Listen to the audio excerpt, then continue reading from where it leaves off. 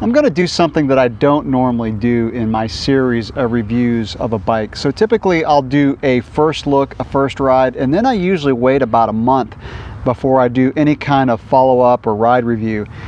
This one, I'm going to do a quick update after my second ride aboard the Giant Trance 29. So my son and I went over to Alafaya River State Park in Florida, a killer trail system. In fact, we shot a really good video that I'll be posting really soon. But this bike really surprised me riding those trails. I've ridden those trails quite a bit over the years, a lot of different bikes.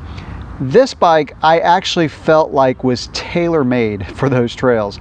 I needed something with some decent amount of travel to really let it go and have fun, but I still needed something that was agile. I needed 29 wheels to get over the roots really easily and some of the rocks. And this bike was absolutely perfect. But there's something that I want to mention about the rear shock. So I just uploaded my first ride video, and I said that the bike felt like it was about 115 millimeters of travel. Felt like the shock was pretty progressive in its travel. This bike is the first bike that I can remember that has a huge difference between the Pro pedal setting, so the middle setting of the rear shock, and the fully open setting. So on the Fox DPX2, all the way forward is the firmest setting. That's your Pro pedal, and then that is fully open. So when I was riding the bike on the first ride, I kept it in Pro pedal because on those trails at San Velasco, that's what I always do with a bike, is I keep it in Pro pedal.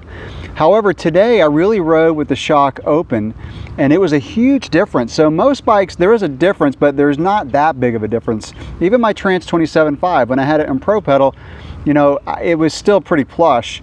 This bike, I don't know if the shock is just tuned differently, but when I opened this shock up, it felt like it had more than 115 millimeters of travel. And I wanted to post this update because I didn't want to mislead anybody. I know I said in that first video that a lot of people had said that it felt like more, and I said it didn't.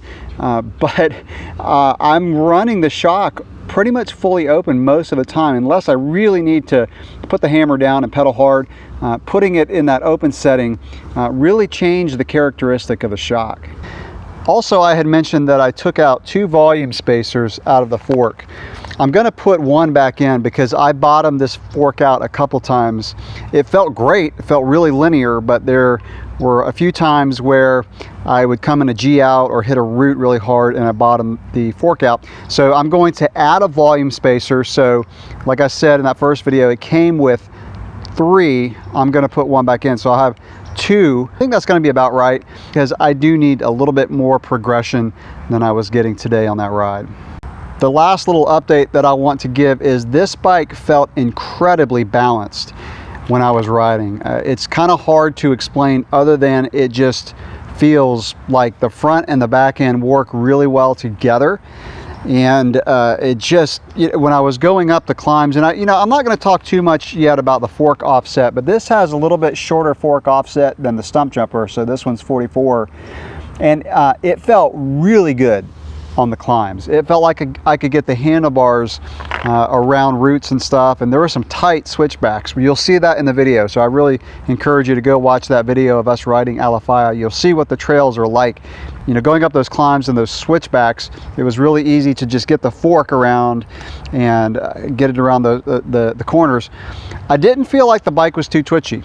Some people had said, with a 44 millimeter offset fork, a little bit shorter, that the bike might feel a little bit twitchy. I didn't feel like that at all, and there were some gnarly trails there, and so anyway, that's just a really quick update. Like I said, not something that I usually do, but I just felt like I wanted to get that out there to talk about the rear suspension and the front suspension. So the bottom line is, I knew I would enjoy this bike, but after riding Alafaya River State Park today, I'm really enjoying this bike. So I will get about a month of riding on this bike and then start to do some more ride reviews, and like I said in the first video, do some comparisons with the stump jumper, because I want to get on trails like I rode today and do back-to-back laps on the 2 bikes and just see how they feel. So that'll wrap it up for this really quick update. Any questions or comments, as always, drop those below. Thank you for watching.